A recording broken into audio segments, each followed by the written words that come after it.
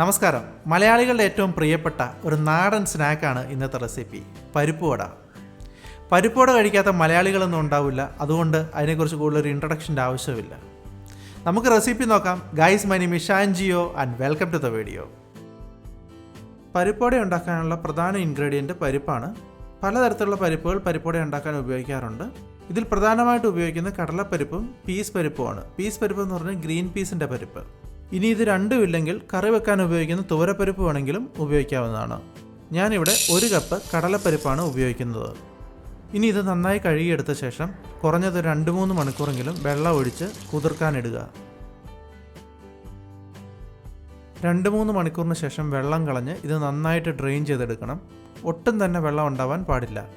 ഇനി ഇതിൽ നിന്നും ഒരു 2 ടേബിൾ സ്പൂൺ പരിപ്പ് എടുത്ത് മാറ്റി വെച്ച ശേഷം ബാക്കിയുള്ള പരിപ്പ് അരച്ചെടുക്കണം. നമ്മളിപ്പോൾ എടുത്തിരിക്കുന്ന ഈ 1 കപ്പ് പരിപ്പ് 2 ബാച്ചായിട്ട് വേണം അരച്ചെടുക്കാൻ. അരച്ചെടുക്കുമ്പോൾ 1-2 കാര്യങ്ങൾ ശ്രദ്ധിക്കുക. ഒന്ന്, ഇത് അരച്ചെടുക്കുമ്പോൾ ഒരു ഫൈൻ പേസ്റ്റായിട്ട് അരച്ചെടുക്കരുത്. ഇതൊന്ന് ചതച്ചെടുക്കാനേ പാടുള്ളൂ.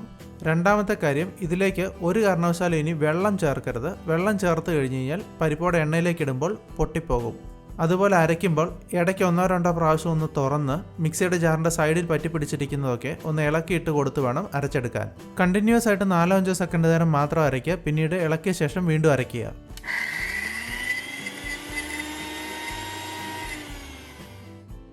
ഞാനിത് അരച്ചെടുത്തിട്ടുണ്ട്, നിങ്ങൾക്ക് കാണാം. ഞാനിതൊരു ഫൈൻ പേസ്റ്റ് ആയിട്ടല്ല അരച്ചിരിക്കുന്നത്, ഇതൊരു കോഴ്സ് പേസ്റ്റ് ആയിട്ടാണ് അരച്ചിരിക്കുന്നത്. അതുപോലെ തന്നെ ഇതെല്ലാം ഈവൺ ആവണമെന്നില്ല.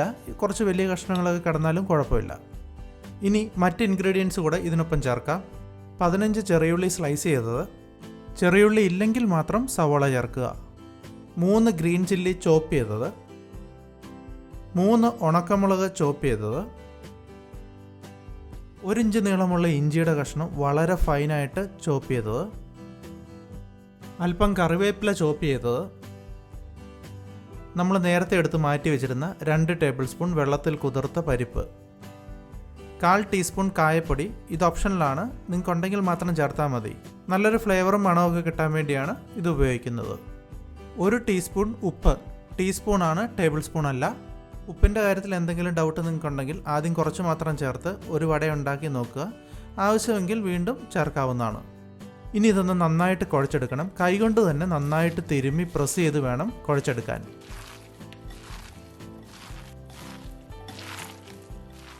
ഞാനിതിവിടെ നന്നായിട്ട് കുഴച്ചെടുത്തിട്ടുണ്ട്.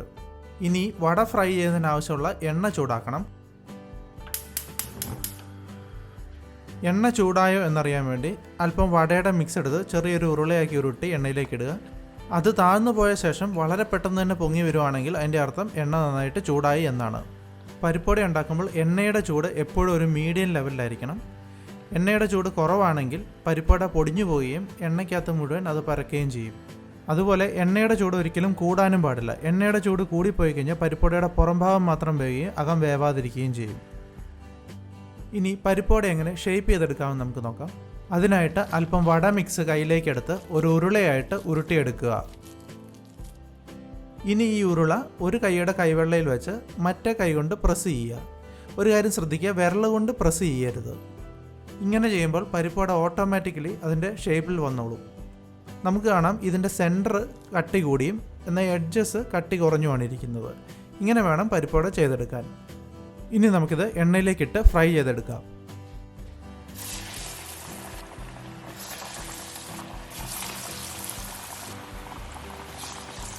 എണ്ണയിലേക്ക് ഇട്ട ഉടനെ പരിപ്പുവട എണ്ണയിൽ ആദ്യം താഴ്ന്നേ കിടക്കൂ. പിന്നീട് അല്പം നേരം കഴിയുമ്പോൾ അത് മുകളിലേക്ക് പൊങ്ങി വരും. മുകളിലേക്ക് പൊങ്ങി വരുന്നത് വരെ അത് ഇളക്കാൻ പാടില്ല. ഇളക്കിയാൽ ചിലപ്പോൾ അത് പൊടിഞ്ഞു പോകാൻ സാധ്യതയുണ്ട്.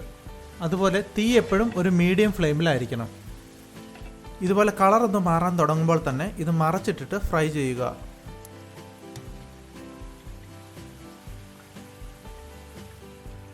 ഇതൊരു ഗോൾഡൻ കളർ ആകുമ്പോൾ തന്നെ എണ്ണയിൽ നിന്ന് കോരിയെടുക്കുക. എണ്ണയിൽ നിന്ന് കോരി അല്പനേരം ഇരിക്കുമ്പോൾ തന്നെ ഇതിൻ്റെ കളർ കുറച്ചുകൂടി ഡാർക്ക് ആവും. 1 കപ്പ് പരിപ്പ് കൊണ്ട് സാമാന്യം നല്ല വലുപ്പത്തിലുള്ള ഇതുപോലെ 8 പരിപ്പുവട ഉണ്ടാക്കാൻ പറ്റും. പരിപ്പുവട നല്ല ചൂട് ചായയോടൊപ്പമോ അല്ലെങ്കിൽ കാപ്പിയോടൊപ്പമോ സെർവ് ചെയ്യാവുന്നതാണ്. എല്ലാവരും ഈ റെസിപ്പി ട്രൈ ചെയ്ത് നോക്കുമെന്ന് വിചാരിക്കുന്നു. ഇൻഗ്രീഡിയൻസിൻ്റെ ലിസ്റ്റ് ഞാൻ ഡിസ്ക്രിപ്ഷനിൽ കൊടുത്തിട്ടുണ്ട്. അതുപോലെ നിങ്ങളുടെ ഫീഡ്ബാക്ക്സ് ഒന്ന് താഴെ കമൻറ്റ് ചെയ്യുക. See you with another video. Thanks for watching.